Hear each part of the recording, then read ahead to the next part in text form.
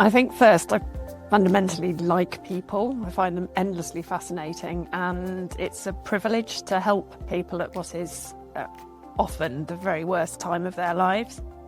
It's also really legally interesting as well, because particularly for people who have complex financial arrangements, they might have business interests, trusts, assets overseas or whatever. So I find that interesting as well. And mediation is just a much better process. It saves a huge amount of money, and it's just generally better for families. In most cases, it is better to sort things out in mediation rather than going to court, although for some cases court still is essential. There are so many benefits, but perhaps most importantly is autonomy. So it enables people to make their own decisions about their own family. There's huge cost saving, both emotional costs and financial costs.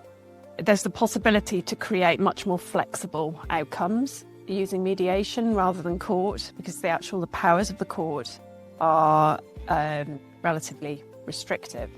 So it can, for example, enable people to be able to continue to work together, whereas if they end up in court proceedings, that's just not going to happen.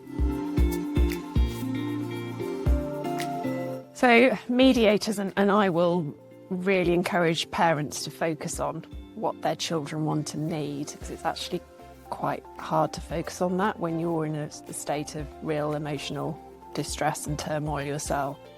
So most mediators will keep their children's needs front and centre throughout and encourage parents to do that.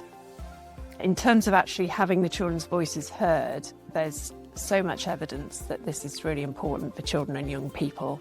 So some of us are qualified to meet with children in mediation. So where that's appropriate, then I will encourage parents to facilitate that so that the children's voices can be heard.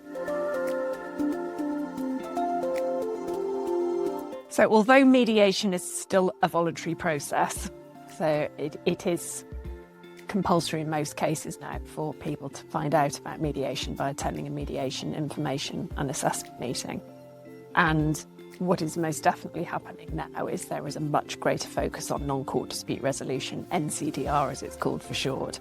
And the most common NCDR process is mediation. I mean, there are others, arbitration, collaborative process and so on.